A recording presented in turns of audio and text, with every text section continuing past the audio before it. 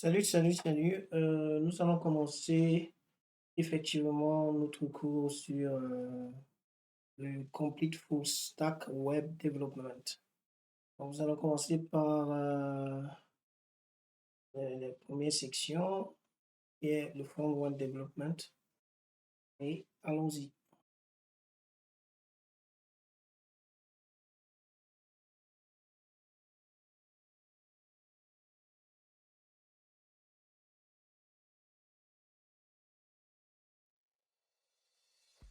Hello and welcome to the world's best web development course.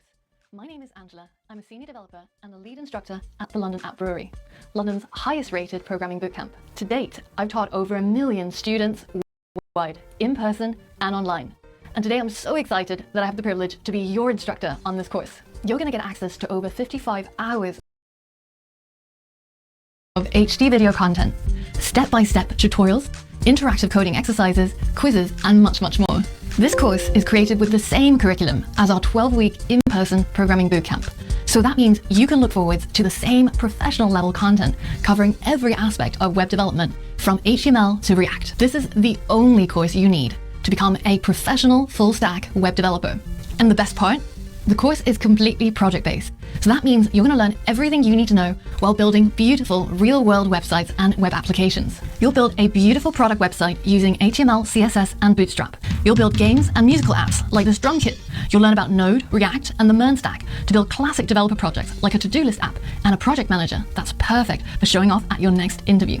If you're curious, take a look at the downloadable curriculum to learn more. Now, this course assumes absolutely no prior programming experience. So if you're a complete beginner, I'll be there every step of the way, taking you from programming fundamentals all the way through to intermediate and more advanced concepts. Now, if you're an advanced developer, then take a look at the curriculum and start at the level that suits you best. So instead of spending $12,000 on our in-person bootcamp and having to take time off work, you're going to get access to exactly the same curriculum that has years of design and testing behind it. So you won't just know what to do, but also why you're doing it. Now, don't just take my word for it. Check out what my past students had to say about the course.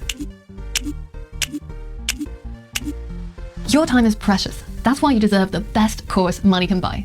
So what are you still waiting for? Join the course today and find out why over 1 million students have rated my courses 5 stars and see what you can do by mastering web development.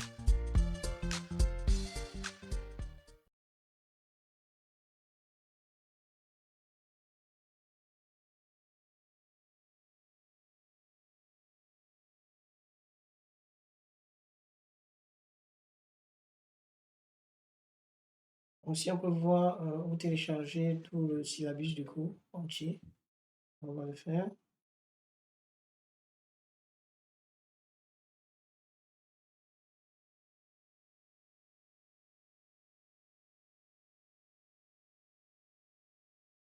On peut regarder à quoi ça ressemble.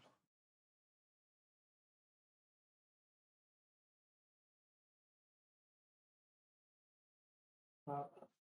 Donc, voilà un peu à quoi ça ressemble. Comme ici.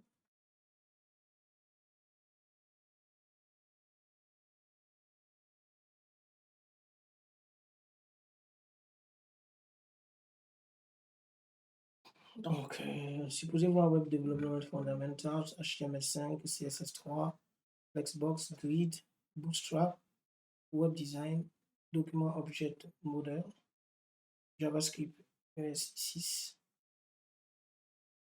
React.js, et Command Line Unix, et aussi on va voir GitHub, Node.js, Express.js, les API, EJS, les fondamentaux de base de données, les bases de données SQL, les bases de données Postgre, tout ce qui est déploiement, les RESTful API, les authentifications et sécurité, tout ce qui est blockchain development, comment déployer son CV, comment déployer son CV sur un blockchain, travailler avec le front-end blockchain et front-end back-end, créer son propre token de crypto, créer un NFT et un marketplace. Voilà. Et c'est tout. On peut commencer à suivre. Le numéro 3. Donc, les 12 règles pour apprendre le code ebook. On va ouvrir.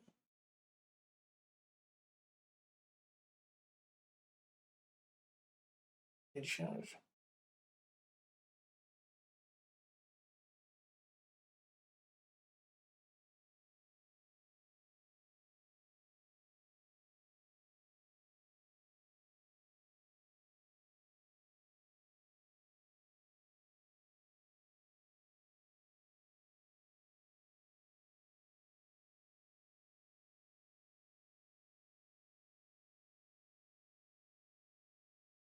Les 12 règles pour apprendre à coder.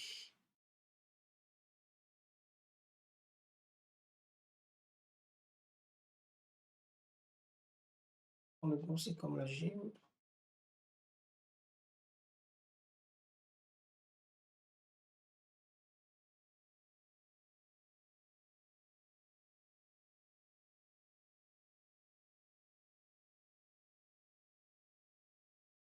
Donc, c'était la première règle.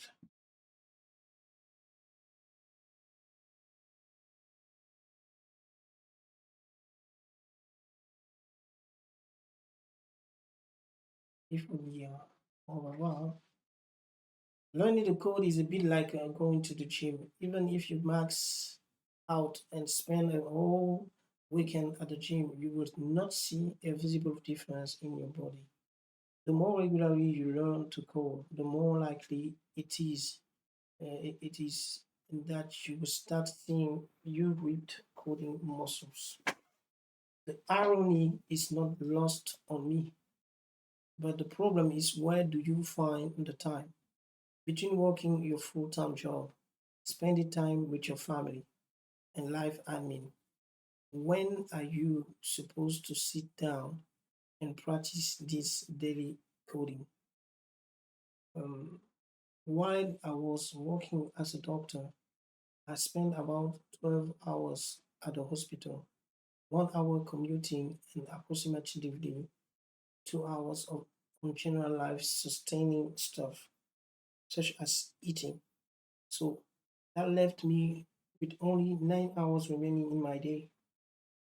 Theoretically, 2 hours could be allocated coding practice and 7 hours on sleep. But there's nothing more difficult than trying to convince your work-saturated brain to sit down and learn when you could be watching Game of Thrones with a tub of ice cream. But then I found a trick. As humans, we have a lot of inertia. This can be bad for us. I'm looking at you, 24 box set. However, we can also turn it to advantage. I found that once I started coding and making things, I got so absorbed into the project that I no longer cared about TV, food, or sleep. There were quite a few weekends. Then I coded until sunrise. So, how do you take advantage of this inertia? First, you must understand that task switching is very difficult. It requires a lot of motivation. If as soon as you get home, you slump on the sofa and switch on the TV, you've already lost that evening. This is because the amount of motivation required to task switch and do something not driven by evolution like eating or sleeping is a Herculean task. This is why the moment you enter the door and change to a new environment is the most crucial. If at this moment you tell yourself that you are just going to do 20 minutes of coding practice, you will most likely succeed and use your inertia to end up learning for an hour or more. No brain will perceive a 20-minute task as a lot of effort, and you end up tricking your brain to take advantage of your evening. Next step is to develop a habit. Research suggests that to develop a new habit, you have to carry out the task daily for a month. I've used this next trick for loads of different things, from exercising to coding. If it invariably works like a charm. To preface this trick, I'm not gonna read the whole thing. C'est 51 pages. Je vais essayer d'aller un peu vite. Donc, la deuxième règle, c'est coder pour un but. Okay. Troisième règle, c'est there's no perfect language to learn. Okay. La quatrième règle, c'est comprendre ce que tu écris.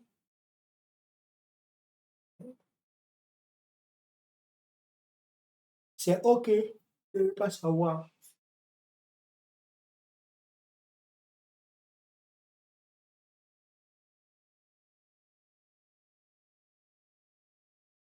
Sois un copycat.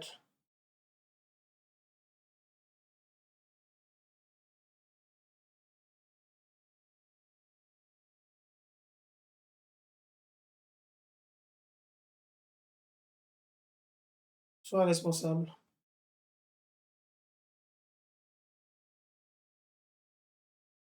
Continue à apprendre.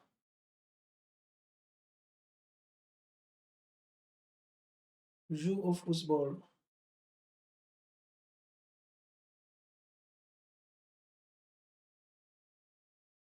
Aie un mentor. Un mentor.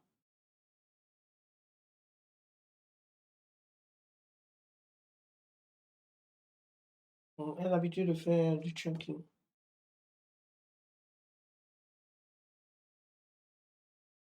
Et décompose le code de quelqu'un d'autre. Ok, donc on peut aller là-dessus, je fais ça pour garder la mémoire.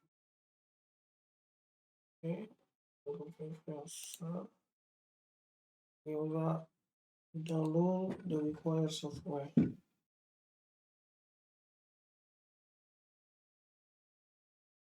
Il nous demande d'installer Visual Studio. Oui, je pense que nous, on l'a déjà.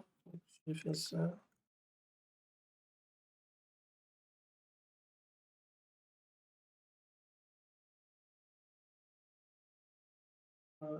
Oui, on voit si ça marche.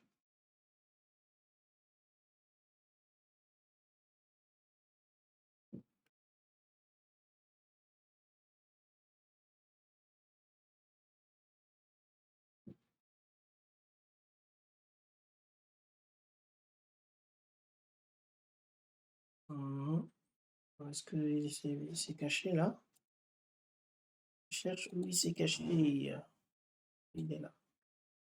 Donc on a notre il est encore parti.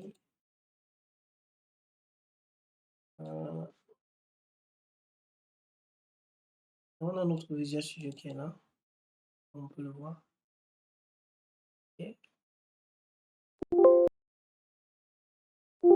Je vais let you install a synchronized block. OS. Pas de quoi il s'agit. Test d'abord. Ensuite, installe Project Extension. Extension like plugins.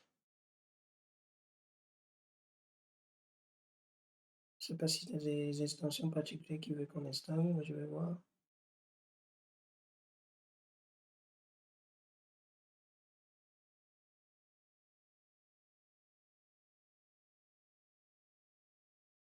Ah, et qui veut qu'on installe Live Preview, extension Live Preview. On va voir, je crois que les extensions sont ici. Donc, Live Preview.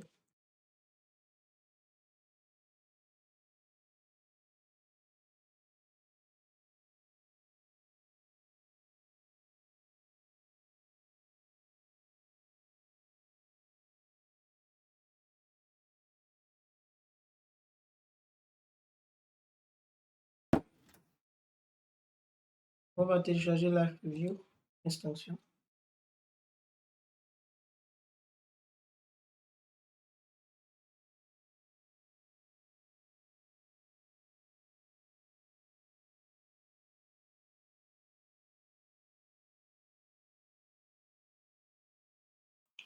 Bon, on vient de finir l'installation, comme vous pouvez voir. On va continuer dans la recherche.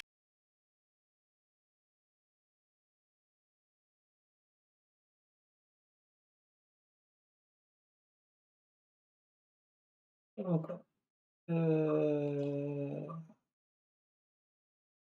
vraiment, on va aussi chercher à télécharger Prettier.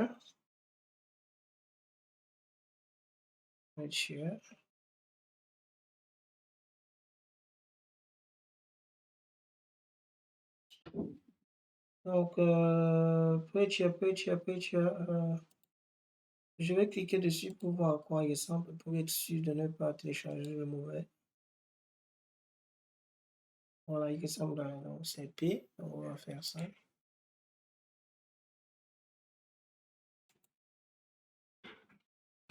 Il est déjà téléchargé. Donc, apparemment, on avait déjà installé Prettier. Donc, on va continuer. On doit aussi télécharger jusqu'au icon, ça ferme. Ok, VS Code icons, donc je vais copier comme ça.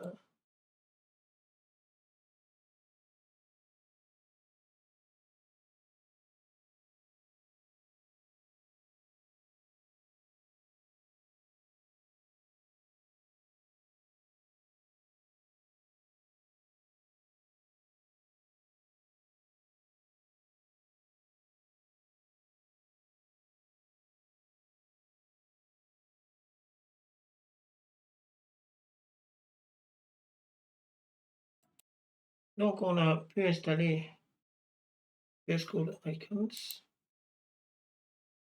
Je vais fermer ici. Il demande d'installer Google Chrome, c'est déjà fait, donc on peut fermer ici. On continue. The thing is, how does the internet actually works? Une vidéo, on va suivre. Hey guys, it's Angela from and in this lesson, we're going to deep dive into how exactly does the internet work. So what exactly is the internet? A lot of people think it's a cloud, something that's hanging around in the sky, it's super complex, super difficult to understand, but actually that's not it at all. The internet is pretty simple. All it is just a long piece of wire, and wire connects different computers to each other. So you might have one computer that's in London and another one that's in Seattle, and they can talk to each other and transfer data through this giant wire. Now, some of these computers attached to the internet have a very special job. They have to be online 24/7, ready to serve you all the data and files that you are requesting when you try to access a website. And these are called servers. And what they do is they serve you all the data and files you need to be able to access and interact with certain websites. So these computers are called servers, and any computer that a user would use to access the internet is called a client. Now, you can imagine a web server as a giant library that's open 24/7, and you can go in there at any hour of the day and say, I want to see Google's homepage, or I want to see the latest post on TechCrunch, and it would be able to serve you with all the files and data you would need to be able to view whatever website you want. Now, as you can imagine, if there's a library that's big enough to house all of these websites, then it's going to be pretty difficult to quickly locate the thing that you want out of this giant library, right? So how is this problem solved on the internet? Well, let's say that you're sitting at home on your computer and you type in google.com because you want to head over to the main Google homepage. Well, what happens behind the scenes is that your browser will send that message to your ISP or your internet service provider. So these are the people who you pay to be able to access the internet. If you live in the US, that will be AT&T or Comcast, and if you're in the UK, that will be something like BT or TalkTalk. Now, the message that you're sending the ISP is, I want to see google.com, and the ISP will then relay that message to something called a DNS server, which stands for a domain name system server. And a DNS server is essentially just a souped up phone book. And what happens when you make that request through your browser is the DNS server will look up in its database to find the exact IP address of that website that you're trying to access. And every single computer that's connected to the internet has an IP address. It's kind of like a postal code for your computer, so that when people need to send and receive files on the internet, each computer can be located and contacted using their unique IP address. And once the DNS server finds that IP address, it'll send it back to your browser through the ISP over the internet. Then you can make a direct request to that address. And what lives at that IP address is, of course, the Google servers. And they'll be able to send you back all the files and data you need to be able to view the Google homepage. Now, you can try this for yourself to look up the IP address of the Google homepage. Head over to this website, nslookup.io, and type in google.com. And they should show you the exact IP address of the Google servers that you can access. So if you copy it and paste it into a new tab, then you'll be able to replicate that process and see the Google homepage show up. So to summarize, the internet is just a bunch of wires that connects up different computers. But it's just on a much bigger scale, connecting up all the computers in the world. But what about the oceans, I hear you ask? Well, that's one of the coolest things. There are these massive undersea cables connecting all the continents on Earth. And if you head over to submarinecablemap.com, you can see all of these cables and see the ones that connect you up to the internet. And these undersea cables are massive, consisting of hundreds of fiber optic fibers, each of them using lasers to transmit up to 400 gigabytes of data per second. This is a cross-section of one of the cables that run to New Zealand. It's an absolute marvel of modern technology, and it looks really beautiful, don't you think? And to think that every single time we load up a web page, or click on a button on a website, behind the scenes, we're sending signals that navigate all of this crazy underwater and above water wires, and all I need is just an IP address. And through tiny electric signals traveling at the speed of light through the oceans and halfway around the world, in a matter of milliseconds, I get to view my favorite websites. And that is how awesome the internet is. And we're going to be taming it to build our own websites and web apps. And to be able to do that, we first have to understand how exactly do websites work. So for all of that and more, I'll see you on the next lesson.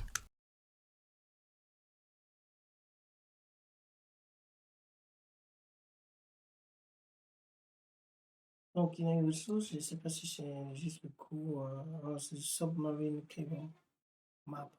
On n'a pas vraiment besoin de ça. On peut aller au cours suivant. Hey guys, it's your host Angela here. Welcome to another episode in your favorite show that should really be on Netflix. In this episode, we're going to learn exactly how websites actually work and understand the role of the browser and the different files that it uses to render your favorite web pages.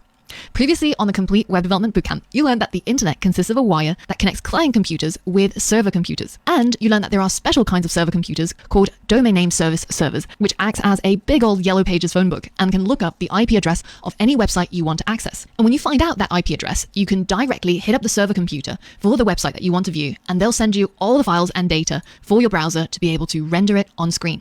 Now, the data that you receive from that server usually consists of three types of files: HTML, CSS, and JavaScript. And it's very likely that you would have come across these types of files or these words before because they're so common and they are so integral to how websites work. But what exactly do they do? And why are there so many different types of files? Why can't we just have one file that's, a website? Well, they actually have very different jobs. So, for example, the HTML code file is responsible for the content in your website. So if a website was a house, then the HTML would be the actual bricks of the house. It's the raw materials that makes up your house. Similarly, the HTML file contains the content of your website, like the text content or the images or buttons or links. The second type of files are the CSS files, and these are responsible for styling your website, like the color of the walls or the shape of your door. The CSS file determines how your website will look. So what color will the background of the page be, or will the buttons have rounded corners? It targets all the content in your website that you created using HTML, for example, the text or the buttons, and applies the styling to those elements. So you could use CSS to make a button red and have rounded corners, and the button text to have a particular font. That is what CSS is for. Now, the final component is the JavaScript code. And this is the code that allows your website to actually do things or have functionality. So if you were building a house, this would be like adding light bulbs that can turn on and off, or putting in a cooker that can actually turn on a fire to heat your food. It turns your house into a home, and the JavaScript code does exactly that for a website. It turns a static website, which just has pretty images or text, into something that a user can actually interact with. For example, send an email in Gmail or post your breakfast on Instagram. It allows your website to actually do things and become functional, not just something pretty to look at. So if we take the Google homepage as an example again, once we receive these three types of files from the Google server, we can use our browser, which is a piece of software that specializes in dealing with these files. So when the browser loads up the HTML, we'll get to see the content of the website. So in this case, there's one image which has the Google logo, there's two buttons, and there's a text box where we can enter our search term. Now, when the browser then loads up the CSS files, then it will modify the appearance of those components. So we don't get any extra buttons or images or anything with the CSS, but it will now look exactly the way Google wanted it to.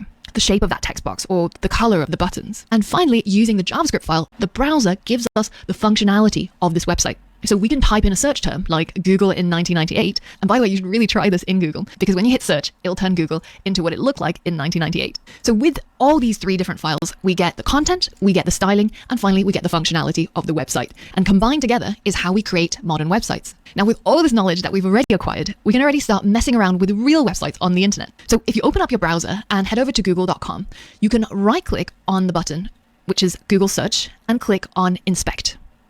Now, what this does is it brings up the Chrome developer tools. Now, Chrome has one of the best tool suites for web developers like us. This is why at the beginning of the course, I asked you to download the Chrome browser, even if you normally use a different browser.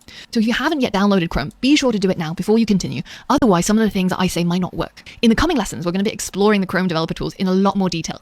But for now, we're just going to use it to do something really simple. So you can see that Chrome developer tools has automatically highlighted the part of the code that's responsible for that button that I right-clicked on, that I wanted to inspect. And if we look carefully, you can see that the title of the button, which says Google Search, is actually in here, and we can find it right here, just after the word value. And if we double click on it, then we can actually edit this title for it to say something completely different. So instead of Google Search, let's call it Angela Search. And then once I hit enter, you'll see that update over here. Now you'll notice there's also one called ARIA label, Google Search, and this is actually only for text readers rather than for our browser. You can change that too, but it just means that you won't really see it on screen. It's updating something that's used behind the scenes. So be sure to double click on the correct thing. Now, depending on what HTML content we're inspecting on, the part that we have to change might be different. So for example, if you wanted to change the headlines on TechCrunch.com, you can simply right click on one of those headlines, click inspect, and find the part that corresponds to this headline, which is right here in black, and we can double click on it to say something completely different. And you can actually change the front page of TechCrunch or BBC News or any website you want to. So this is a great way of pranking your friends, especially when they can see that you're on TechCrunch.com and the title or any of the other pieces of text can say whatever you want it to. And this is a great joke to play on friends who are maybe not quite as technologically advanced as you, because they haven't taken the course that you have. Now, unfortunately, when I hit refresh on this website, you'll see that everything gets restored to the original version of the website. And the reason for this is because when we hit refresh, we're asking TechCrunch's servers to deliver us the HTML, CSS, and JavaScript files once again so that we can render the website on our browser. But when we edit our website in the Chrome developer tools, effectively what we're changing is our local version. And this doesn't get saved when you hit refresh. So of course, then the website will update to the original content. But in the coming lessons, we're going to be working with HTML, CSS, and JavaScript so that you can create and host your own websites live on the internet. And through learning how to code and how to build websites, you're going to be able to make websites that say anything you want it to, look the way that you want it to, and have the functionality that you need. So for all of that and more, I'll see you on the next lesson. Alors, on va essayer d'appliquer ce qu'elle a dit. Donc, je vais ouvrir Google Chrome.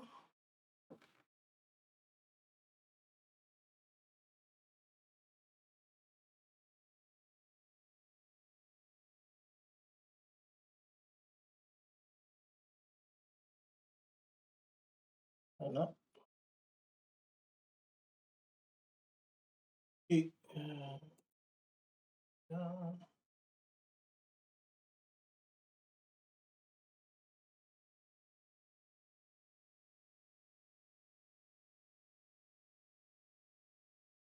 Donc, j'ai ouvert Google Chrome et voilà, j'ai ouvert Google Chrome.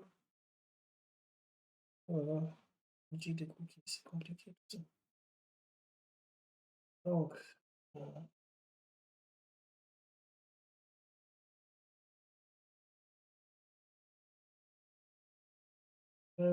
Confirmez votre refus. Voilà, donc, je vais faire clic droit comme elle a fait, inspecter.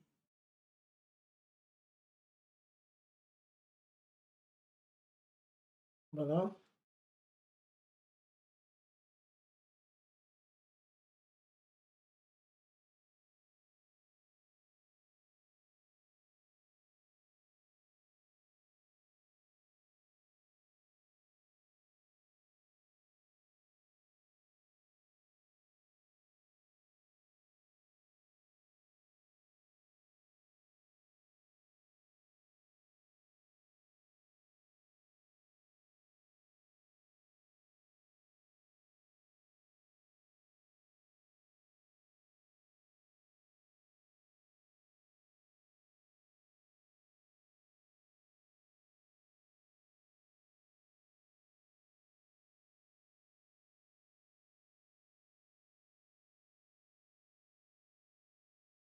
Donc, si tu veux voir exactement un endroit, par exemple, je fais ici comme ça, clic droit, inspecter. Ça me montre exactement les bingers sans modération. Si je veux voir exactement cet endroit-ci, je clique droit, inspecter. Il me montre le titre de remplaçant. Vous voyez? Et elle dit qu'elle peut changer ceci, un binger. Donc, on peut changer ici.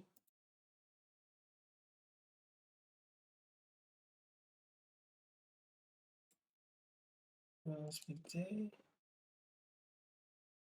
Voilà, c'est ici qu'elle a dit qu'on peut changer. Écrit par exemple du jamais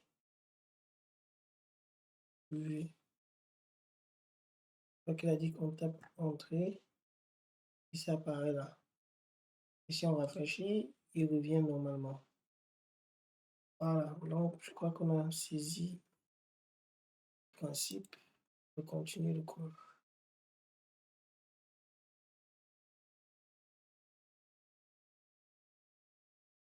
Hi guys, and welcome to the course. Now, after thousands of students have taken this course, I've compiled some of the top tips from the most successful students to help you make the most of your time on the course. So I know what I do with instruction manuals when I receive them, but this is not it, because I want to share with you some of the most useful tips that will help you learn to code and get the most out of the course. So first tip is, as you go from lesson to lesson in the course, you'll find that each of the lessons should take about 10 minutes long. And this is something that we intentionally designed for the course. Now, a lot of students, when they're watching video tutorials online, very often what people do is they'll watch the video and type along to the code. And this is what we tend to call code along. So the tutorial types a bit, you type a bit, you try to keep up with the pace of the tutorial, or you pause the video every so often to catch up. But essentially, you're coding along with the instructor. And this is probably one of the most intuitive ways for people to learn from online tutorials. Now, in order for you to be more successful than most people, what I would recommend is instead to watch the video tutorials, which are usually, as I said, about 10 minutes long. If it's a 20-minute or a 50-minute tutorial, then stop it at around the 10-minute mark. And while you're watching it, instead of spending time trying to frantically type out the code, I want you instead to just try and understand what's going on, why the code is being written, and understand the purpose of the code rather than trying to type along at the same pace. Now, once you've understood what those 10 minutes are about, what the tutorial is trying to teach you, then to go to your computer and type out the code and try to replicate what happened in the 10 minutes. Now, the reason why this helps people learn so much better is because instead of just copying code by rote, which doesn't teach you anything, instead it forces you to really understand what's going on and absorb the content, and then test yourself afterwards to see if you've really understood. So this is my number one top tip. And it's important to remember that we are learning programming. We're not learning how to type fast. It doesn't help you become a better programmer by just copying out code as fast as you can. If you wanted to practice your typing and to speed up your typing skills, then I recommend something like Keeper.com, where you can focus on that specific skill to improve your speed of typing. But what we're going to focus on in the course is learning programming. So we're going to keep our eye on the prize. Now, while you're listening to the videos and you're understanding what's going on, I recommend taking a few notes for yourself to come back to or review in the future. And this is especially useful after when those 10 minutes are up and you're trying to remember what are those bits of code that you had to type and what was the theory that was covered. So one of my favorite note-taking systems is something called Cornell Notes, and it's very, very simple. It just splits a single note page into 4 sections. The top, you have the topic, what the notes are about, and then you have the section of notes where you would write down the majority of your notes. Now, after you write a few lines, it's recommended that you go and review those notes and pick out the most important keywords or questions that you're asking yourself that you want to research on later, or any sort of hints or reminders to yourself. And finally, once you've completed the lesson, then you go to the summary section and you summarize what the entire lesson was about in a few bullet points. So I've created a downloadable PDF of this note-taking system. So if you're keen to try it out, go ahead and download it from the course resources section, and you can print it out into a notebook or just on a few loose sheets if you want to try it out. Now, the next thing to remember is that if I'm talking too fast or too slow, you can always change the playback speed. Now, if you're in a lesson that you find particularly easy to understand and you already know most of the concepts, then go ahead and switch the video player to double speed so that you can cover much more ground in the same space of time. Now, on the other hand, if I'm talking too fast or if English is not your first language, then feel free to change the speed to half speed so that I talk a lot slower and you can take up the information more readily. But it's important that you try to not skip any of the tutorials and any of the modules. And And the reason is because the curriculum was carefully designed so that it would be a smooth sloping ramp, so that you start out at the beginning and you slowly make your way through more and more difficult concepts. Now, if you skip a couple of modules, then it makes it really, really hard for you to catch up and to understand what's going on, which is the most important thing. However, some of the videos I will label with optional or skippable. And in that case, feel free to skip those lessons if they don't interest you. Now, the next thing to remember is that if you find at any point the tutorials become harder, and they inevitably will be. They're designed to get harder and harder. But if you find that it's a little bit too difficult, then I recommend just bookmarking it, making a note of which module you really struggled with, and trying to use that method of watching the videos for 10 minutes, reviewing what has been taught, trying to replicate the code yourself. But if you're still stuck and you really don't understand what's going on, then that might be something that you have to come back to. So I find that usually with programming concepts, it helps to try it out, read around the topic, and then come back to it after a week or so. And very often, what was very, very difficult first time you come across it, after you've done it a few times, after you've researched around the topic, and then you come back to it, it becomes a lot easier. So remember to mark things for review that you don't understand. Now, recently, I went to learn windsurfing in Mykonos, and it's a skill that I've never had before. It's something that I found incredibly challenging, and I fell on my face during the entire lesson pretty much, and it hurt a lot. I got battered and bruised, and my ego got bruised a lot as well. But this is exactly what it's like when you try to learn a new skill. So it's important that you persevere and continue to put in the hours to practice and to try and try again, because you can learn something very superficially just by watching a video or, trying it for a few hours. But in order to master a skill, the most important thing is practice. Now, the final thing is that I will say it now, you will get stuck at some point, because everybody does. And in fact, I wish that Hollywood would stop making movies where programmers are just typing away like some sort of frenzied hacker person, because most of the programmers I know who actually do this as a job, they spend probably 90% of their time just staring at the screen, trying to figure out what is wrong, why is it not working. So getting stuck is very much a universal part of programming, something that you have to come to even love and enjoy. So when you do find yourself stuck, I want you to imagine that you're already a fully fledged developer working a job where somebody's paying you to do this for them, because you're the professional. So I want you to use the tools that professional programmers use when they get stuck, and that is Google and Stack Overflow. Try to figure it out. Try to see what did other people do, because 99% of the time you won't be the first person who's come across that problem. It's very likely that somebody's experienced it before and other people have helped them to solve that problem or help them understand what it is that they're stuck on. And the thing to remember is that struggling is good. In that moment when you finally spot that typo or finally figure out why it is that your code isn't working and you fix it, that is one of the best feelings in the world. So struggle is good, and it really is through the struggles that you actually improve and level up your skills. So I'm so excited to be on this journey with you, and I look forward to all of your success in the future.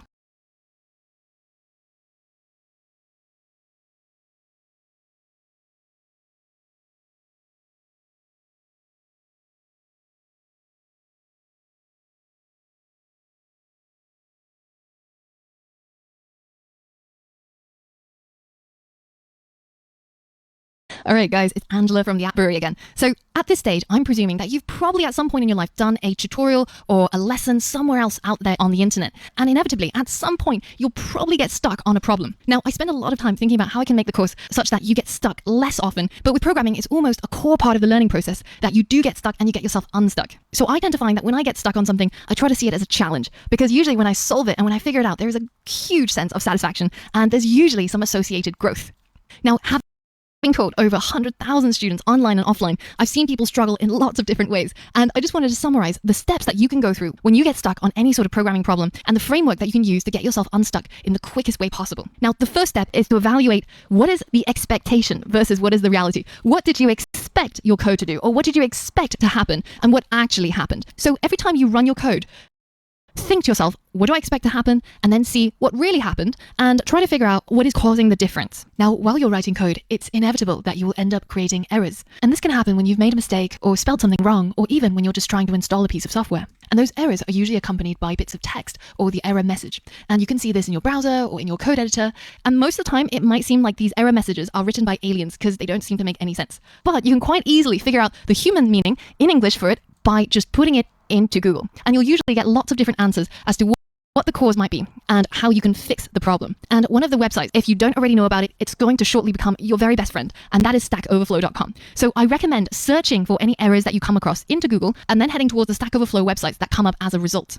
And this is exactly what real life developers do every single day. And in fact, I've worked in teams where we will all just go to the pub and have a drink and end the day if Stack Overflow is no longer working. So it's all a part of the developer workflow. Now, if that still didn't help, or you're confused by the results that you're getting back, then it's a good idea to rewatch some of the video up to the point when the code started breaking or it started doing something unexpected. Because in the videos, there are always step-by-step instructions, and it's really important that you check to make sure that you haven't made a typo here or there, or you haven't capitalized something that shouldn't be capitalized, and just rewatch the video right before when your code broke in order to try and figure out what might have gone wrong. Now, the next step is you can check your code against my code. At the end of every tutorial module, there is a completed project that you can download, and you can scroll through the completed code, compare it to your own, and see if there were any typos, any errors, any mistakes. And if it helps, you can even copy and paste sections from the completed code into your own module just to see if that line or that paragraph helped to fix the issue. And if that still doesn't solve it, then the next step is head towards the Q&A. So underneath every lesson, there is a Q&A section. And it's a good idea to check in the lesson when your app has broken to see whether if anybody else had similar issues to you. And if you can't find anybody with the same issues, then ask in the Q&A. But make sure that you ask your question in the lesson where you're having the issues. That way it makes it much easier for other students to be able to learn from your mistakes, and also for me to be able to quickly identify what the problem might be. And if you have a question about anything in the tutorial, it's a good idea just to include the timestamp at which it occurs in the video, so I can quickly watch it and figure out what you're referring to, so that I can better answer your questions. Now, when you're asking questions in the Q&A, the way to get the most helpful responses and solutions is by following a 4-step approach. So firstly, tell us, so myself and other students, what did you expect to happen? Then what actually happened? And then include a screenshot of all of your code that corresponds to this situation, and then include a screenshot of the debug console that includes any errors, if there were any errors or if your app has crashed. Now, to take a screenshot of part of the screen in Windows, all you have to do is hold down the Windows key, Shift and S, and then you'll get these little crosshairs show up, and you'll be able to take a section of your screen as a screenshot. And once you let go of the mouse, it will save this to your clipboard, ready to be pasted into Paint or any other application.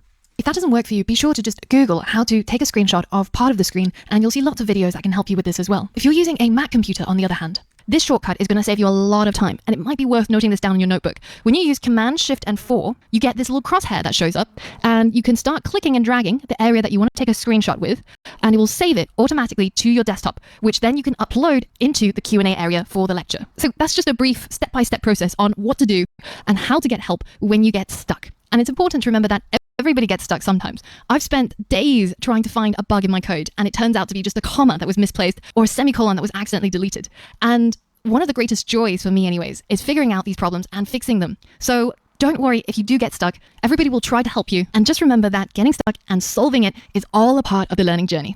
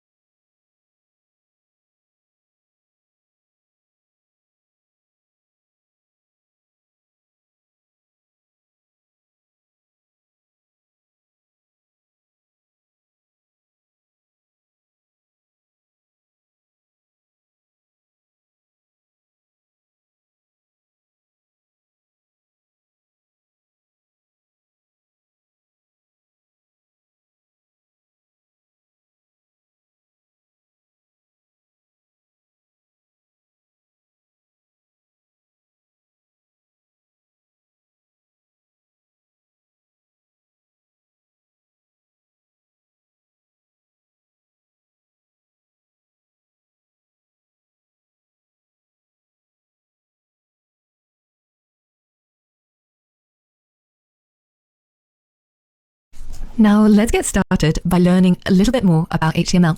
What exactly is it, and how do we use it to create websites? Now, no matter what browser you like to use, Chrome or Safari or Brave even, all of these applications do the same thing. They take different files such as HTML, CSS and JavaScript, and they render them into a website. But even though most modern websites are created using these 3 different file types combined together, you can't create a website with just a CSS file or just a JavaScript file. However, you can have just an HTML file. And in fact, that's exactly what the first websites were created with, HTML. Now, HTML defines the content and structure of the website. So for example, in this case, all that my HTML file does is it renders a heading that says my website. And when this file is opened by the browser, it will display that heading saying my website. Now, what exactly is HTML? Let's break it down. So HTML stands for Hypertext Markup Language. If we look at the first part, hypertext, what does that mean?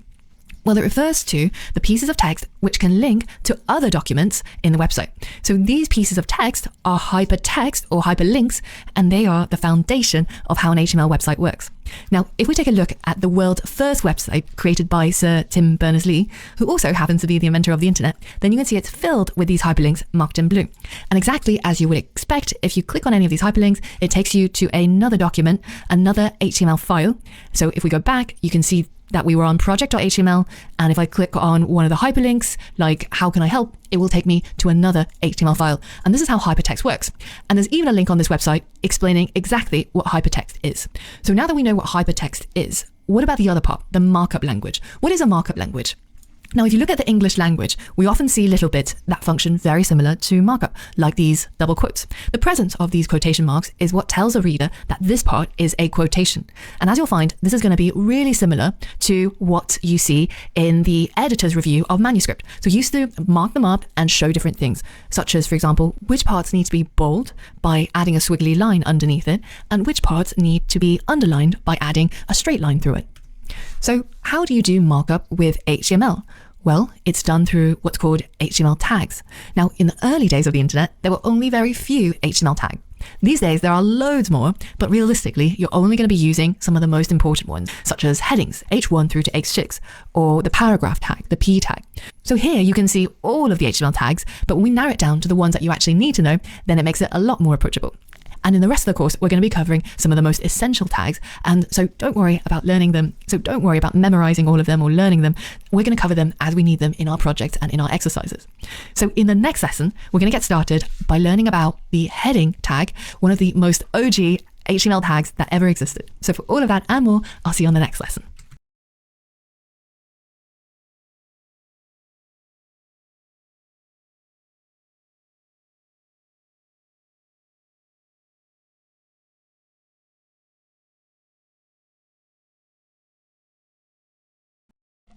Hi guys, in this lesson, I want to quickly talk through how to get hold of the course resources as you're working through the course.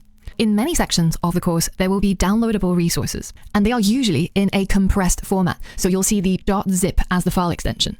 Now, what this means is that you can't use the files in this folder as it is. You have to extract the files out of this folder.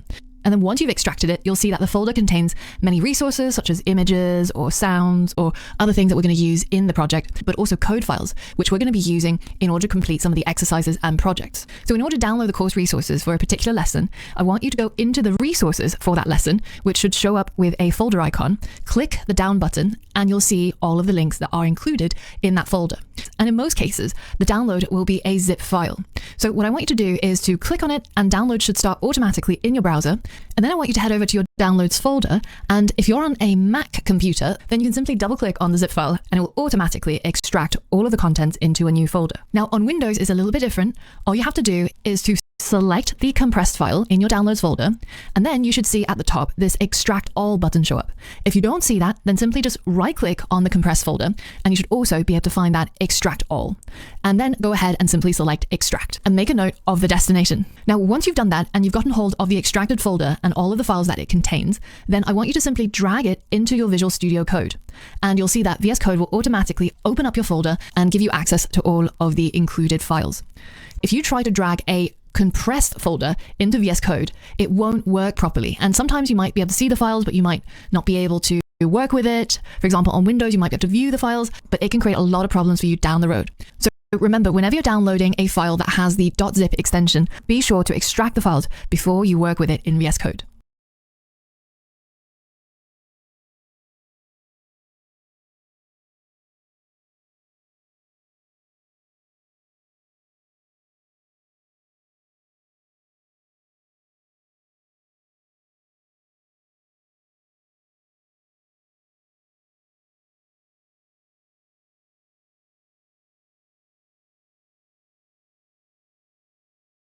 And in this lesson, I want to get started using HTML as quickly as possible so we can learn how to write our own code and start creating websites with it. Now, in this lesson, we're going to be learning about one of the most important elements, the heading element. And this is what a heading element looks like. It starts off with what's called an opening tag here, and it ends with what's called a closing tag. Now, if you look closely, the opening and the closing tag actually have one thing that's different, and it's this / right here. And that is what makes this a closing tag. And what goes in between these two tags is the content of that particular HTML element. So in this case, what we're saying we want to do is we want to create a H1 heading, and what the heading is going to contain is these words, hello world. Now, very often when you hear me talking about HTML, you'll hear me refer to tags and elements, and you'll see this on the internet and everywhere else as well. So what exactly is the difference? Well, the tag refers to these bits. These are tags. Anything that's inside an angle bracket, we call these angle brackets, is a tag. And they have different names. So as I mentioned, this one is the opening tag. And this one at the end is, of course, called the closing tag. Now, these are the tags. So what's an element? Well, the entire thing here, this is an element. That includes the content as well as any opening or closing tags. This is the HTML element. And these parts are the tags. So hopefully that'll make things a little bit clearer the next time you hear about tags and elements. What is the purpose of these heading elements? Well, the idea comes from bookbinding. If you create a book and you create a table of contents like this one, you'll see that there's a sort of hierarchy, right? You've got the top level headings here. This would probably be a level 1 heading, and these would be a level 2 heading because they refer to something that's more or less related to this approval section. And you can see inside section 8 here, there's even another subsection, 8.1, which goes into more detail about some aspect of 8. This, in our case, might be an H3 heading. These levels are what we get to define using our HTML headings. This is what the code would look like for all 6 level of headings. And remember that there is no heading 7.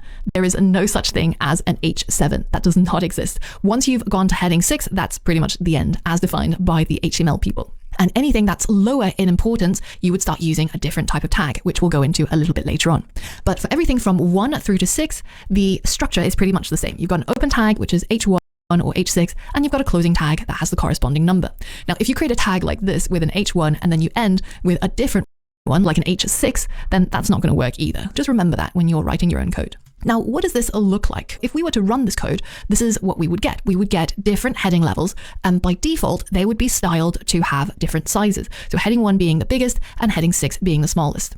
We can, of course, further style this later on, but as soon as we type these headings, it just gives us an indication of our levels to make sure that we've written all our code as intended. And this essentially follows that structure we saw earlier on with the table of contents. The level 1 headings are the biggest and the level 6 headings are the smallest.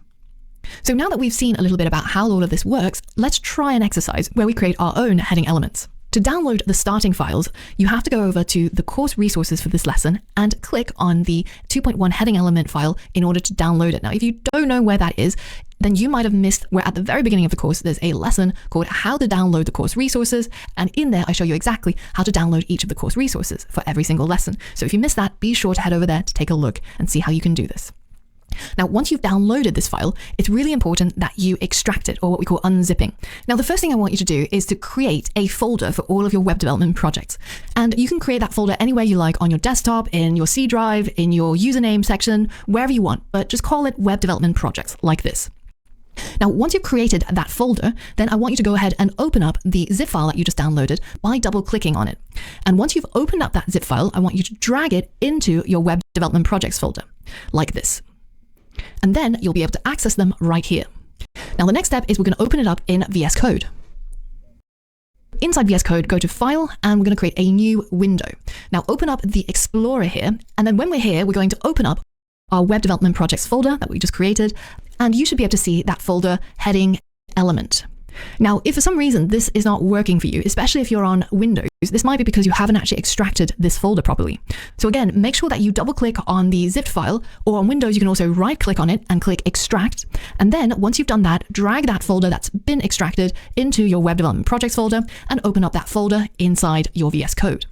When you're here, you can see that there are 3 files in this folder called 2.1 heading element. One is the index.html. This is where you're going to be writing your code. And I've got some starting code for you, which we're going to need to modify in order to complete this challenge. Now, you've also got the solution, which I don't recommend looking at until you've completed the challenge, just to check your code or see if there's any differences. Now, notice how I've added a little bit here so that you don't accidentally see it unless you wanted to. But if you want to see the solution, just scroll down and you'll see it down there. The goal of this exercise is to make the code here create a website that looks like this. Remember previously when we did our setup and download for VS Code, I showed you how to install the extension Live Preview. If you don't see Live Preview when you click on extensions, that might mean that you've missed out on some parts of that video. So please go back to the setup and download videos for VS Code because there's some other things I need you to set up as well. Make sure you don't skip any of these lessons unless you know exactly what you're doing and you're really familiar with everything. What that Live Preview allows us to do is to go into our code file index.html, right click on it and click Show Preview. So it should now open up another pane and you can see it shows us our book chapters, section 1, chapter 2, chapter 3, sections and diagrams and subsections. Unfortunately, everything seems to be just on one long line. And if you drag it out, you can see it's just one long line. There's no formatting at all, and there's no indication about hierarchy. So that's where the challenge comes in. You're going to use what you learned about heading elements in order to format this code here in the index.html so that we end up with something that looks like this. So we want the preview to show us heading 1 element, heading 2 elements, heading 3 elements, and this one, this diagram one, is actually a heading 4 element. So you should have H1 through to H4 in your code here. So now is the time to pause me in the video and try to complete this challenge. And after you're done, then you can resume the video and we'll walk through the solution together. Pause the video now and give it a go. On va essayer de faire ce qu'elle a fait. Dans les téléchargements, on avait téléchargé ce dossier ici. Donc, on va le couper. On va aller dans le bureau. On va aller dans le grand bureau. On va créer un dossier. On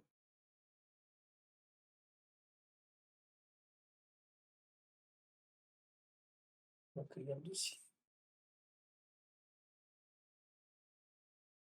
Et appeler ça web.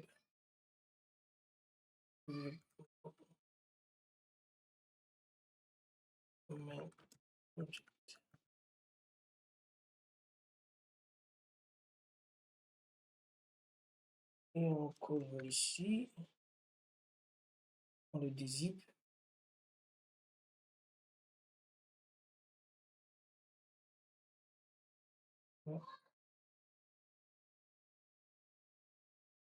Ça ici.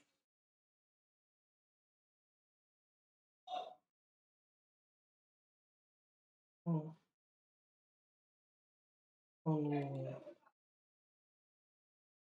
vient ici.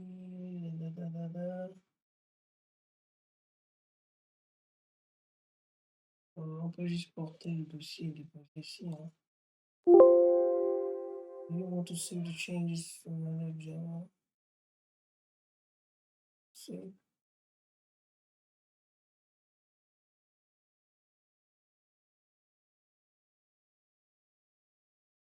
Voilà.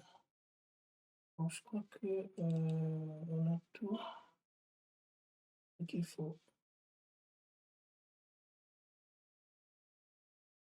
Donc, si par exemple on ouvre ceci, comme on a installé Preview, on peut faire Show Preview.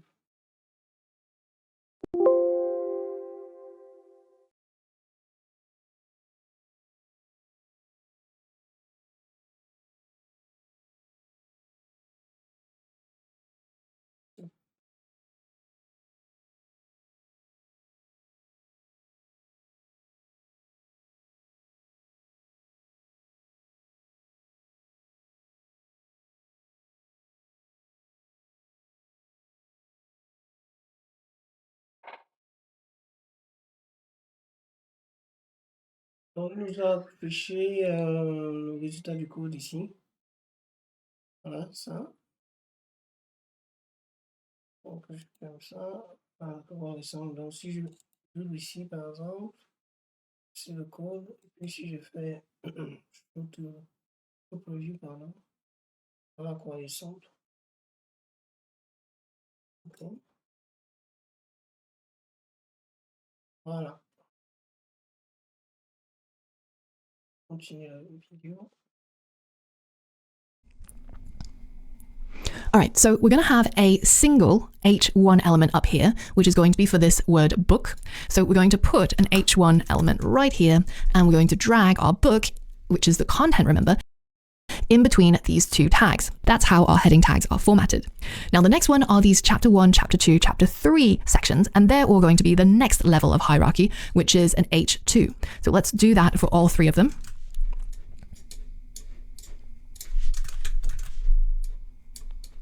And then we can move on to our H3s, which is going to be the sections within the chapters. And now I'm just going to fast forward through the rest of the code so that you don't get bored. And then finally, this diagram, which belongs inside section 1 in chapter 2, is going to be the final and the lowest level of hierarchy, which is an H4. And once we've completed all of this code, you can check yourself against the solution code, and you should see it's pretty much the same. Now, one of the things that you'll find is when you hit save using Command S or using File Save, you'll see that it auto formats our code so that we lose any of the indentation. Don't worry if this happens to you, it's perfectly normal. And if we check ourselves against the solution, you can see they match exactly. And we end up with the same result as the goal image, which is what we were aiming for. How did you manage that? Don't worry if you got things wrong. This is where it's safe to go wrong and try things because we're just learning. There's no tests and there's nobody watching you. All that matters is you're actually learning stuff. That's what's important. Have a play around with the code. Don't worry if you do anything wrong. There's always a solution and me here to help you. There's a couple of things to note in terms of do's and don'ts when it comes to heading elements that I want to talk to you about. One important rule is notice how in our exercise there was only one H1. It's not good practice to have more than one H1s because the H1 is the very top level heading. Imagine the H1 as the book title and the table of contents as including the other parts. So maybe the H2 would be the first chapter. Don't have more than one H1. Instead, if you need another subtitle or another level of heading, then go to the H2 or H3 or all of the other ones up until H6.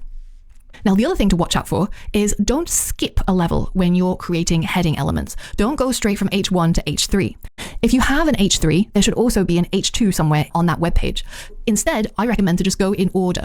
When you have an H1 that you've created and then you realize you need another heading, then go to an H2. And then if you need another level of heading that's even lower in priority, go to an H3. Don't jump between the different level headings. These are not things that will break your code. Your website will still look fine, even if you break all of these rules, but they're just rules for convention. And because we're going to be professionals, we're going to start off on the right foot and learn all the rules that we need to know. Now, if you wanted to read up even more on the HTML heading elements, then I recommend going to the professional tool, which is our Mozilla Developer Network web docs.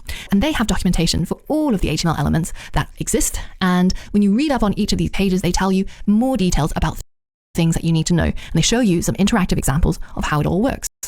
Now, I don't recommend reading through all of these for all of the HTML elements, but I do recommend that if you're going to use a new element that you haven't seen before and you don't know how it works, you haven't had a lecture on it, then I recommend just taking a quick look at the docs and seeing some examples about how they're used in a similar way that I've shown you in the lectures. Now that we've learned about one of the most important HTML elements, the heading elements, in the next lesson, we're going to move on to another super important element, which is the paragraph element. So for all of that and more, I'll see you there.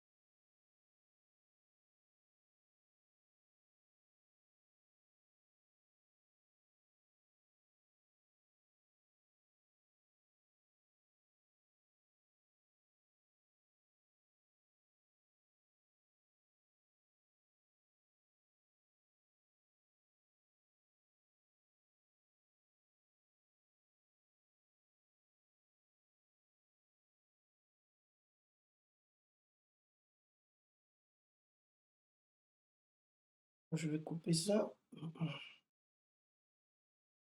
haut.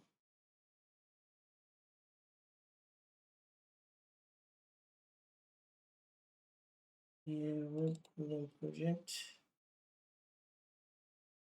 On colle ici. Puis on dézippe.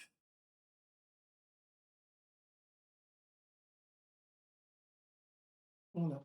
Donc on ouvre notre Visual Studio. Alors ici.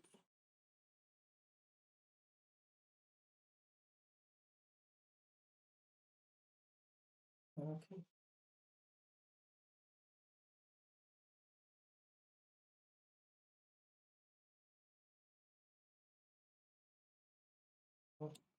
On peut donc faire ça ici. Hein.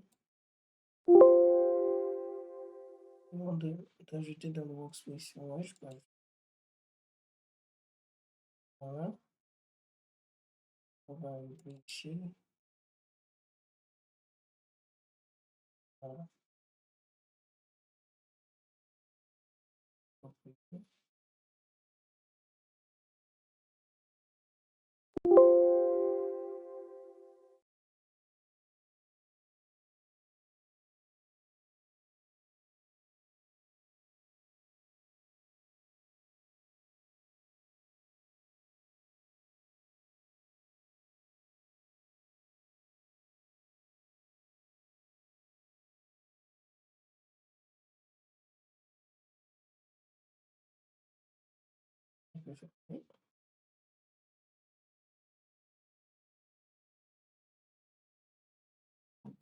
Ok, on a ça.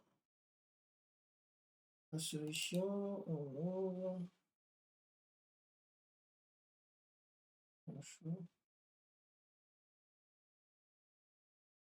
Les paragraphes avec les pays, les balises de pays. On va voir donc le coût.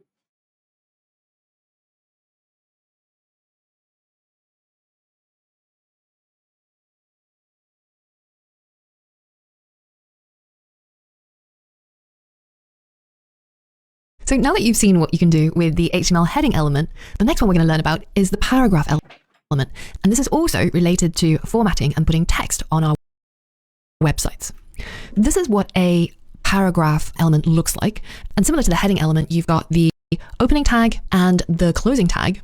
And in between, you've got the content that is going to be your paragraph. Now, the reason why we need a paragraph tag is because if you just had plain text in your HTML document, when you run the code and you see it on a website, what you'll see is something like this. The text, they run into each other onto the same line, and you can't actually tell where one paragraph begins and where the other ends. On the other hand, if we had created two paragraph elements for these two lines, then when we run the code, you will see them being separated with a line in between to be able to distinguish the different paragraphs. And this is also really important for people who are using screen readers, so people who might be blind, because what the screen reader will do is they'll see the beginning of each paragraph element, and it allows the blind user to be able to skip to the next paragraph easily and be able to see what's going on each time. Now let's put those skills into practice by trying an exercise using the paragraph element. If you head over to the course resources for this lesson, you should be able to download the zip file for the 2.2 paragraph element, and once you've extracted and unzipped it, then go ahead and put it into your web development projects folder and then open it up inside VS Code. I showed you how to do all of this in the previous lesson in HTML heading element, as well as the initial lesson when I showed you how to download course resources. So be sure to check those places if you don't know how to get hold of this folder. But once you have it opened up like this, then I want you to go ahead and open up the index.html file, which as always is where we're going to write our code. Notice here we've got three paragraphs, the first paragraph, the second paragraph, and the third paragraph, and then there's some placeholder text in Latin, which doesn't mean anything. It just is there so that you can see what a paragraph of text would look like. And when you go ahead and right click and show preview, you should see that all of the paragraphs are jumbled together into one long line, and we can't tell where one paragraph begins and the other one ends. So now it is your mission to solve this problem using what you've learned about the paragraph element. So go ahead and format these three paragraphs using the paragraph tag. And once you're done, you should see the preview show something like this, where each paragraph is separated into new lines, and clearly visually we're able to see the difference and we're able to distinguish these three different paragraphs. Pause the video now, and once you're done, we'll go through the solution together. All right, we're going to use our paragraph tag. So we're going to put the open tag here, just in front of our first paragraph, and then we're going to put the closing tag at the very end of our first paragraph. And then we're going to repeat that basically for all of the other paragraphs. Now you can see here, I'm just clicking and dragging. Alternatively, you can cut it and then paste it at the very end of the paragraph. It really doesn't matter how you do it, as long as you get those tags in the right places. And now, hopefully, your preview should have updated and you can see these paragraphs forming as we type. So this looks pretty much the same as our goal. And if you check the solution HTML, you should see the p tags in the correct places as well. So hopefully that wasn't too hard and you were able to do it all by yourself. And you've seen now what is the benefit of using a paragraph element to separate text into different paragraphs of content. Now, what you saw in the exercise are bits of placeholder text, and it's what we would refer to as lorem ipsum. It's something that you'll come across quite a lot, especially in web design. It's so that we don't end up with something like this, where we're trying to simulate content in a paragraph, but then we're just writing content, or this is a paragraph, this is a paragraph, this is a paragraph. And the reason why we don't want to do this is because these are all the same words. The sentence has the same length. It doesn't look like what a natural block of text would look like. And we don't have the time or energy to actually create the content just for testing and web design. So that's why we use something called lorem ipsum. And lorem ipsum apparently comes from Latin classical literature by a famous author called Cicero, if you've heard of him. And it's over 2,000 years old. And this has been in use in the print industry for many, many years, ever since the 1500s even, where people started laying out newspapers, and when they didn't have the content for the layout, they would use this placeholder text. If you want to get hold of some, you can go over to lipsum.com, and there you'll find lorem ipsum even in different languages like Dutch or Polish, and you can use this tool to generate as many paragraphs or words or bytes or lists as you need by simply using this generate button. And here I've got 5 paragraphs ready to go to put into my new web design. Now, instead of having something that looks like this, where everything's all the same length, instead, we have very natural looking paragraphs that mimic pretty much what a regular English article would look like. And this is done in a matter of seconds using lorem ipsum. Now, if lorem ipsum is a little bit too boring for you, there's actually some novelty versions of this. One of my favorite is baconipsum.com, and it will generate similar to lorem ipsum, but then you'll get words like bacon and flank and pork loin and pork belly. Now, if you're not a meat eater, then maybe you should try something like broipsum.com, where you can have all of the bro terminology in a lorem ipsum format. And apparently the things that bros say are things like taco, pow pow, and washboard, and rail, and heli pow pow, whatever it may be. And if none of these take your fancy, then I recommend going onto Google, and you can actually find more of these kind of things by just searching for funny lorem ipsum. And there's a whole bunch of different ones like vegan ipsum or pirate ipsum, and you'll come across all sorts of different placeholder text generators. But the important thing is you know how to get hold of them and you can use it in your code. So as an add-on challenge, if you want to, you can generate your own version of lorem ipsum or bacon ipsum or bro ipsum, and you can create an article using the paragraph tag and the lorem ipsum that you've generated. Feel free to modify the index.html in the coding exercise that we just completed. So have a play around with that, and be sure to comment in the Q&A sections below if you find some lorem ipsum that you think is ridiculous or really funny or really cool. And I'll see you on the next lesson.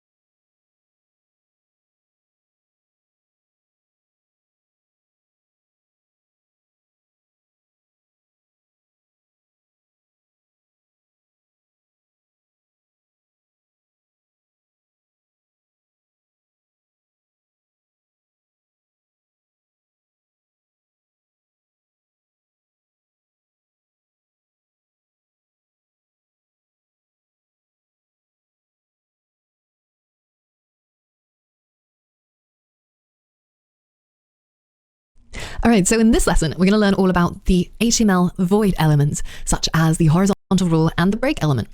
What exactly are void elements? Well, we've seen what non-void elements are, such as the paragraph element or the heading elements, and they're not void because they have content right here in between. A void element is an element where you are forbidden from putting any content inside the tag. And in fact, the tag itself even looks very different. So this is a horizontal rule element, and you can see that it starts out with an angle bracket, ends with an angle bracket, but then right here, there is this / just before the end of the tag. You might think this looks a bit like the closing tag of a normal HTML element, but it's actually subtly different, because here in the closing tag, that / is just after the opening angle bracket. It's right here in front of the letter. Whereas in the void elements, the / is actually just before the end of the tag. And normally by convention, you'll see a little space here as well between the tag name and also that /. This is just something to be really careful about when you're creating these void elements. Make sure that you've got the / slashing in the right direction, so this way, and not a / like this. So when it points to the right, then it's a /, and when it points backwards, then it's a \. So what does this look like when we add it to a HTML document? Well, here we've got our previous 2 paragraphs, and right in between the 2 paragraphs, I've added a horizontal rule, which will hopefully help us divide the content to show that this part is not related to this part, and we've got some sort of separation in between. When we run this code or when we view it in a web browser, this is what you would see. You would see the first paragraph, the second paragraph, and then you would see this horizontal rule, or basically a horizontal line where the HR element would be in that document.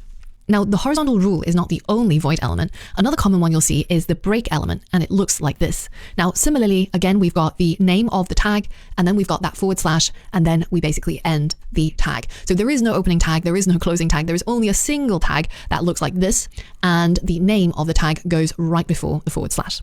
Now, how does the break element work? Well, it's really useful when you have things where you need to separate things onto separate lines in order to have the correct meaning. For example, if you have poems, they are in fact meant to be in the same paragraph, but they should really each be on different lines in order to make the rhyming work or in order to make the structure of the poem correct. So this is a poem from one of my favorite poets, William Blake, and in order for it to work, we can't have it all run in one line, even if it's in the same paragraph. If we had this code right here, even though, yes, it is all in the same paragraph, it is all related to each other, and this does make sense, but you don't look at poetry like this. It doesn't really work. We don't know where we're supposed to breathe and how we're supposed to read out the poem. So instead, we can add our break elements that we just learned about. Our void element doesn't have any content in it, but it just shows where the breaks in this paragraph has to go in order for this poem to look right. And when this HTML document is rendered, this is what you'll see. A perfect layout for a poem. To see a world in a grain of sand and heaven in a wallflower, hold infinity in the palm of your hand and eternity in an hour. And it's all beautifully formatted thanks to each of our break elements at the end of each line. So now it's your turn to try an exercise using these void elements. So go ahead and download the starting files for this exercise from the course resources for this lesson. And when you've extracted it and opened it up, this is what you should see in the index.html. We've got the name of our poet, William Blake, and this is apparently his real address that he lived at some point in life. And then we've got 2 paragraphs from Wikipedia, which briefly describes the poet. And I want you to use everything you've learned so far in order to format this HTML document so that it will look like the goal that I've got right here for you. As you can see, this top level, the name of our poet, is going to be rendered as an H1 because that is the most important thing about this particular web page. And then we've got the address of the poet, which is rendered as a paragraph. But notice that addresses, even though they are a single paragraph, they again need to be broken up into separate lines using our break element. And then finally, we've got a horizontal rule that separates the address and the name of the author from the little bit of description of this author, which should sit in 2 separate paragraphs. Now I want you to pause the video and edit the index.html so you end up with this goal PNG when you preview this website instead of this jumbled block of text that we have at the moment. Pause the video now and give this challenge a go. All right, so hopefully you've given it a go and everything worked out. I'm going to run through the solution. So first we said we were going to have an H1 for his name, and then we're going to have a paragraph tag that encloses the address. Now, in order to have that address on different lines, we're going to add our break element to the end of each line. And remember, our break element is a self-closing tag, so we're going to create it like so. Now, I'm going to go ahead and simply copy and paste it to the end of each line, and you can see how nicely our address is now formatted. And finally, we wanted these 2 paragraphs at the end to be separated. completed. So I'm going to go ahead and simply do that. And now we are pretty much golden. We've achieved our goal output. We've got our H1, our address separated, and the only thing we need to do is to add that horizontal rule between the address and the two paragraphs.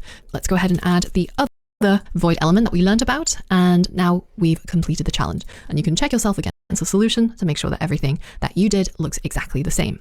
Now, a neat trick I like to use is to simply copy the solution and go to diffchecker.com, paste in the solution code, and then paste your code, and then go ahead and click Find Difference. And it should highlight all the places that are different in case you've misspelled something or you've done something wrong. So for example, in this case, in our version, there is a space after the word Blake and the closing tag, which in terms of HTML will not make any difference.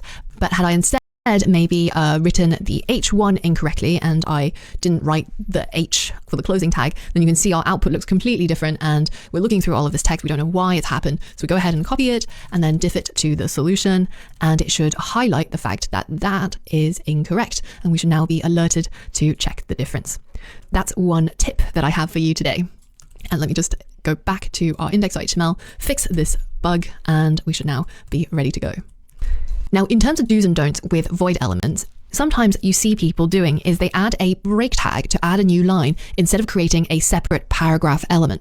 Now, this is not what you want to do, because this is not very good for accessibility, which means it'll make it harder for blind users with screen readers to understand the content on your website. So I recommend you always create new paragraph elements when you have new paragraphs, and use the break element only when there is some sort of reason why you would want to separate the different lines in a single paragraph, but it still is a single paragraph, such as in the case of a poem or in the case of an address that we covered in this lesson. Now, the final thing to mention is that sometimes when you look at the horizontal rule element or the break element, you might see it represented without this final closing tag. You might see people simply write this, and this is perfectly valid HTML. So you could, in fact, have a horizontal rule that looks like this. You could have a break element that looks like this instead of the one with the / at the end. And these are both valid options. You could go for this or you could go for this. As of HTML5, the latest version of HTML, what it's starting to do is it's starting to ignore this / at the end. So it doesn't even look at it. It sees the first part and already knows that a break is a void element and a horizontal rule is a void element. So it doesn't actually need to keep reading.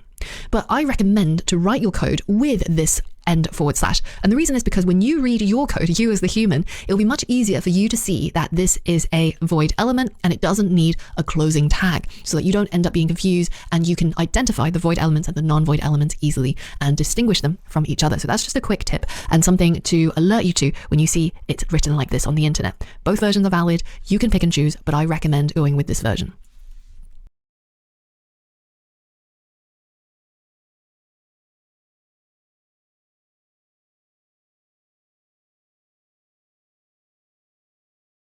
So now that we've gotten an introduction to HTML, I want you to put everything you've learned together in order to create a new project. So the project that we're going to be building today is called the Favorite Movie Project. It's going to be a website to keep track of all of your favorite movies that you've watched.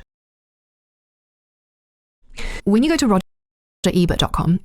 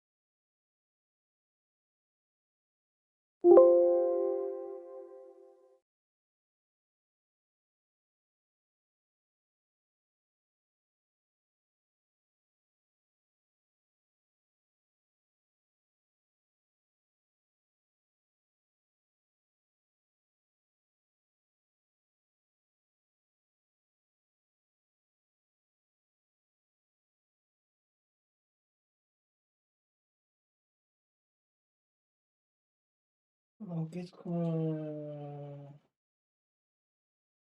Ah, il veut qu'on écrive ici et puis la solution, c'est là. Bon.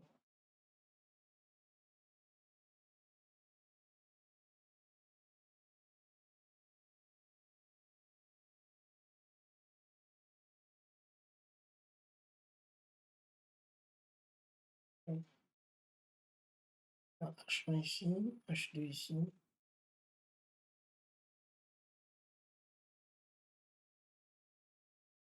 On a horizontal row. On a H3 ici. Ça, c'est un paragraphe. H3 ici. On a un paragraphe. On a H3. On a un paragraphe.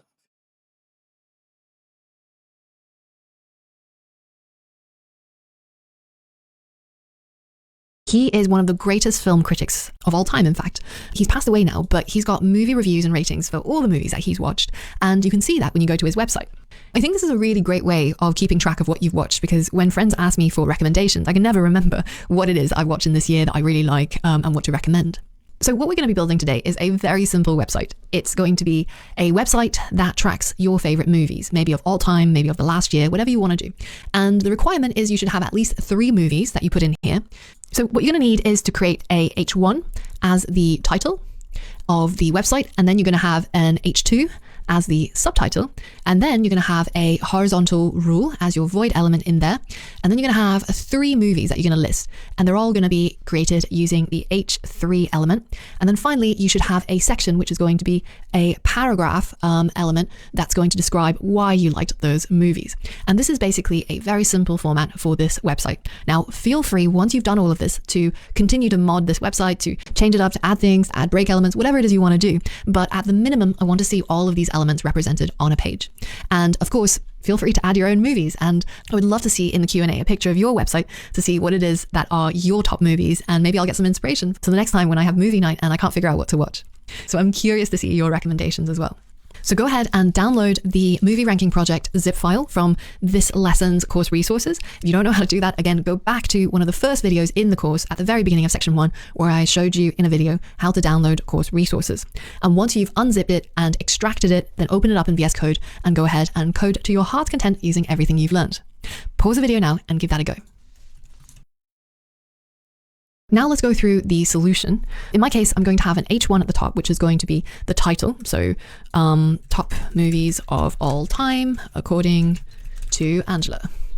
And then afterwards, I'm going to create a subtitle, which I will write my best 3 movies. And then after that, we were going to add a horizontal rule to separate this part from the actual content of our website. And I'm going to create an H3 to represent each of the movies I'm going to recommend. So I'm going to recommend Spirited Away, which is one of my favorite animes, and I'm going to use a paragraph tag to describe a little bit about why I like it. So I'm just going to call it favorite anime, and then the next movie will be Ex Machina, and I really liked it because it's a really cool sci-fi movie. And then finally the third one is going to be the movie Drive with Ryan Gosling, because it was really beautifully shot. Cool. This is the basics of what you would need to have done for this project. It has all of the elements that were required, and you can see in the goal PNG that it's got all the things that we've described, even if the text is a little bit different. Of course, it won't be according to Angela for you, it'll be according to your name. And now that you've done that, feel free to add different things in here as you would want. Maybe add a bit more to the paragraph tags, maybe add a poem about your favorite movie. Go crazy, try out things, and share in the Q&A your project as a screenshot. If you don't know how to do a screenshot, be sure to type that into Google. How do I create a screenshot? And then you can add it into the Q&A. We can all look at your favorite movies and be inspired. So I hope you enjoyed building the project together. And in the next section, we're going to dive a little bit deeper into some more intermediate aspects of HTML. So for all of that and more, I'll see you there.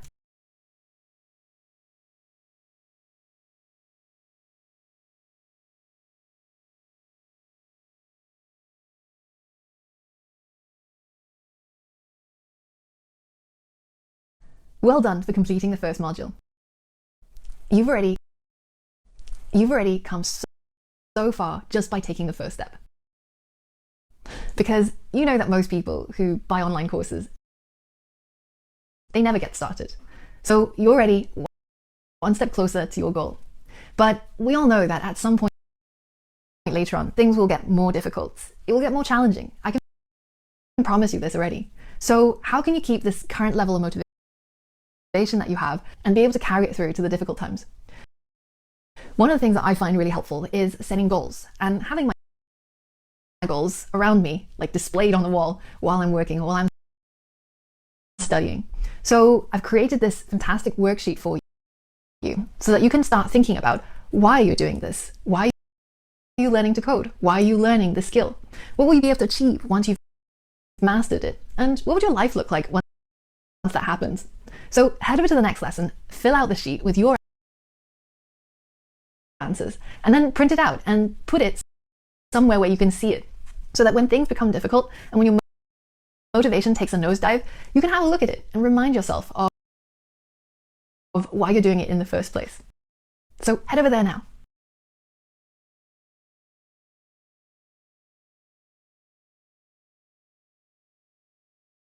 Donc, nous voici arrivés à la fin de section 1, 1 et 2.